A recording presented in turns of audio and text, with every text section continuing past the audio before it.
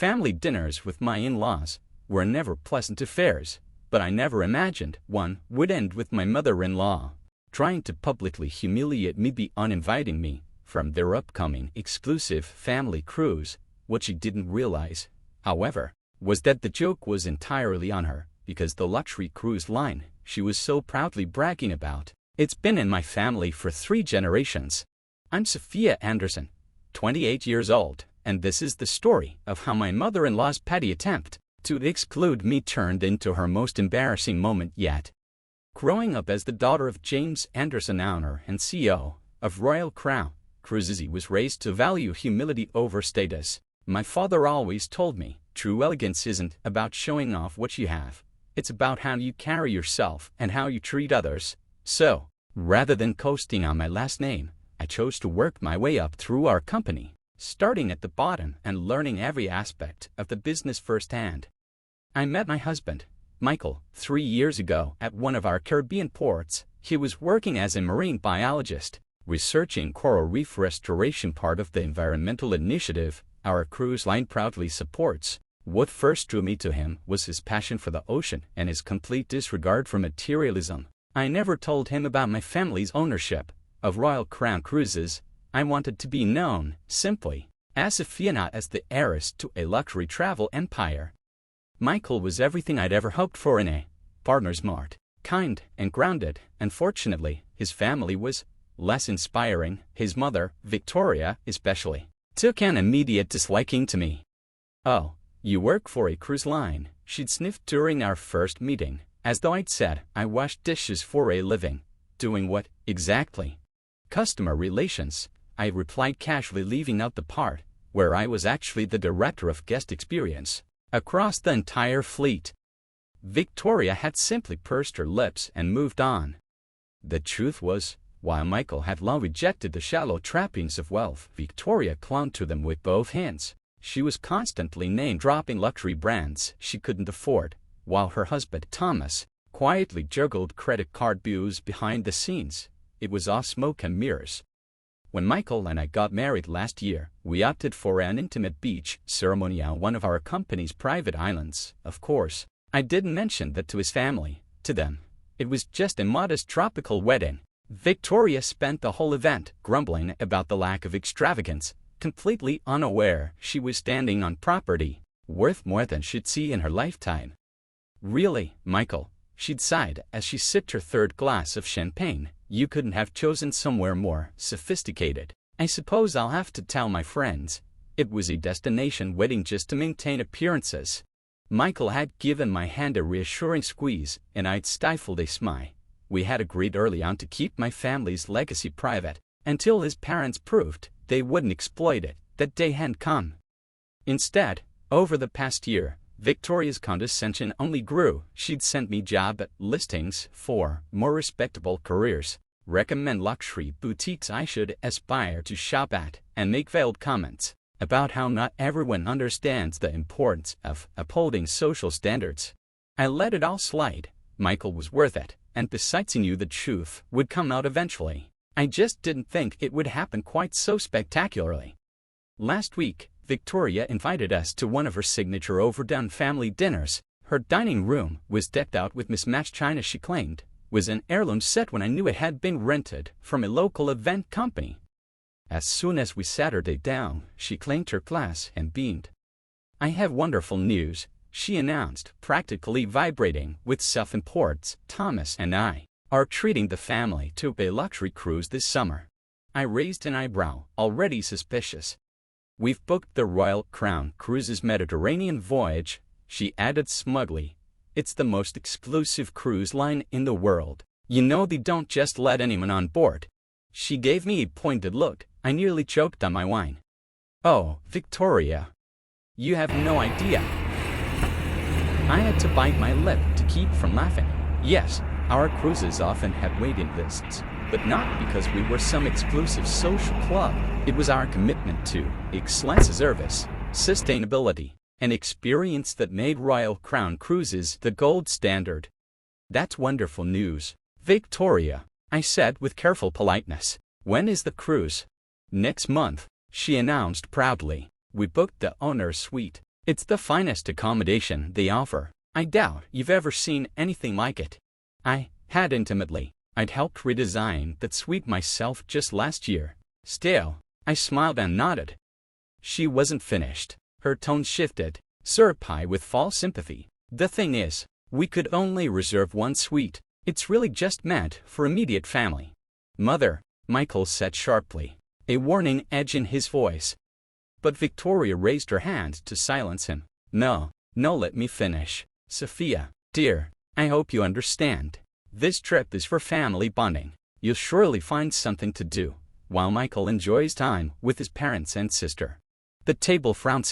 Emma looked like she wanted to crawl under the table. Thomas studied his water glass like it held the meaning of life.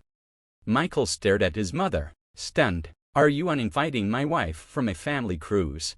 Don't be dramatic, darling, Victoria said with a dismissive wave. She was never technically invited. I mean, she works for a cruise line, doesn't she? I'm sure she can find a discounted voyage somewhere more suitable. I saw the fire building behind Michael's eyes, but I gently touched his arm. This was my moment. You're absolutely right, Victoria, I said smoothly, reaching for my phone. I do have a few connections in the cruise industry. In fact, I scrolled to a familiar number and tapped it, placing the call on speaker. Royal Crown Cruises Executive Office. How may I help you? Came my father's voice, warm, professional, unmistakable. Hi, Dad, I said sweetly, locking eyes with Victoria. Remember that Mediterranean cruise next month? Harrison family in the owner's suite. We'll need to cancel that booking. The silence that followed was deafening. Victoria's expression went from smug to confused to utterly horrified in the span of seconds. Ed, she echoed faintly. Of course, sweetheart, my father replied, a smile evident in his tone. May I ask why? Well, the owner's suite is your personal cabin, I said casually, and it turns out there's been a little mix-up about who's actually family. I wouldn't want any awkwardness aboard. Understood, he said. I'll have their deposit refunded immediately. Will you be joining us for the board meeting tomorrow? Wouldn't miss it. Thanks, Ed. Love you. I ended the call and calmly set my phone back in my bag. Then I took a sip of water while the silence stretched and tightened. Victoria's mouth opened and closed a few times before she found her voice. Your father. I tilted my head. You seem to know so much about Royal Crown Cruises. I just assumed you knew my father, James Anderson, the owner. Michael choked on his drink and outright gasped. Thomas looked like he wanted to slide under the table. I'm not just an employee, I continued. I'm the director of guest experience and next in line to run the company. The suite you booked, it's my personal cabin. I was actually planning to surprise the family with a free upgrade to our premium package. I let that sink in before adding, but since I'm apparently not family enough to come along. Victoria stared at me like she was trying to solve a math problem in another language. But you said you worked in customer relations, she finally managed. I do, I replied with a smile, along with operations, environmental initiatives, and strategy development. Dad insists on learning every part of the business, something about maintaining proper standards. The irony didn't escape anyone at the table. Without another word, Victoria abruptly pushed back her chair and excused herself, nearly tripping over the rug on her way out of the room. We heard her upstairs moments later, alternating between crying and making frantic phone calls, no doubt to the friends she'd been bragging to about her elite vacation. Thomas turned to me, cheeks red. Sophia, I am truly sorry. We had no idea. Of course not, I said gently. Michael and I chose to keep it private. He fell in love with me, not my last name. That's all I ever wanted from all of you. Emma burst out laughing. I can't believe Mom tried to uninvite you from a cruise you own. This is better than reality TV.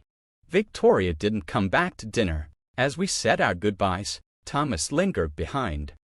Is there any way we could? I mean, about the cruise booking. I smiled. I haven't canceled it yet, but if this trip is going to happen, some things need to change. And they did.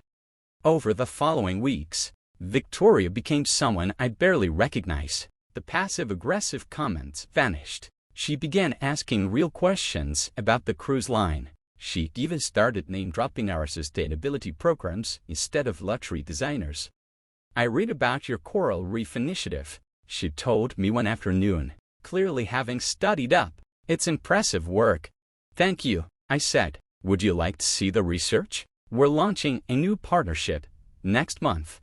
Bit by bit, Victoria seemed to grasp what she'd nearly thrown away in just a trip, but a relationship with her son and me. A month later, we boarded the Mediterranean cruise as a family. Victoria, Thomas, Emma, Michael, and me. True to my word, I'd upgraded them to our most exclusive family package: connected suites, VIP amenities, private tours. On the first night at sea, we dined at the captain's table. The room shimmered with soft lighting and fine crystal. Victoria was quiet, subdued, absorbing everything. Then she turned to me and said, softly, "Sophia, I owe you an apology, not just for the dinner, but for everything. I've spent so much time pretending to be someone I'm not, I couldn't see what real class looks like." I met her gaze. "And what does it look like to you now?" She took a breath. "It's not about money or appearances. It's how you treat people with kindness and respect." I smiled. "Now that's first-class thinking." "Like you and your father do," she said quietly. "I've been on the ship less than a day, and I've seen how the crew looks at you not because they're afraid of you or impressed by your title, but because they respect you." I reached across the table and squeezed her hand. "Welcome to the real family business, Victoria." The rest of the cruise was transformative for all of us. Victoria stopped trying to impress everyone and started genuinely enjoying herself. Thomas revealed an unexpected talent for karaoke at the ship's nightclub. Emma fell in love with our marine biology program and even applied for an internship. And Michael, he just smiled and said, "Told you they'd come around eventually."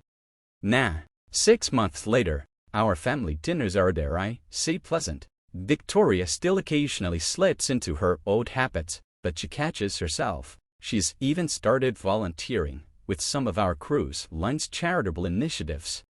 Last week, she called me in tears. "Sophia, I just found out Margaret Stevens, my friend who's always bragging about her wealth, she booked a cruise with one of our competitors." I smiled at the way she said "our competitors." "And this is upsetting because Royal Crown is so much better," she huffed. "Their environmental record is awful, and I've heard they don't treat staff well. Couldn't you help me get her a booking with us instead? I want her to experience a real luxury cruise." I grinned into the phone. "You know what, Victoria, I think I can arrange that." Later that evening, as Michael and I had dinner overlooking the harbor, he asked, "Do you ever regret not telling my family who you really were from the beginning?" "Not at all," I said. "Everything happened exactly when it needed to. Your mother needed to learn the difference between appearances and real class.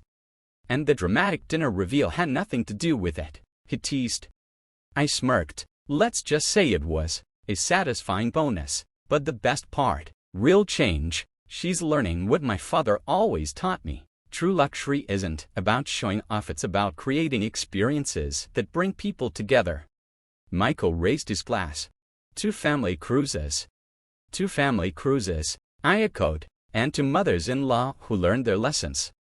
We're already planning next year's trip. Victoria's made a list of activities she wants to try, only of which include bragging rights. Thomas is excited about the new golf simulator we're installing. Emma will join us during her break from the marine biology program. And me, I'm just grateful that both my families, the one I was born into and the one I married into, have found their rhythm. The owner's suite Victoria once tried to keep me out of. We've renamed it the family suite, because sometimes the best revenge isn't getting even. It's making room at the table even for the ones who once tried to keep you from it. Dad still gets a kick out of the whole story. He's even started using it in our company's customer service training. Names changed, of course. Remember, he tells new hires, every guest deserves to be treated like family even if they're not technically the owner's daughter-in-law. Victoria overheard him once during a ship tour and laughed. "I deserve that," she said, "but I'm learning."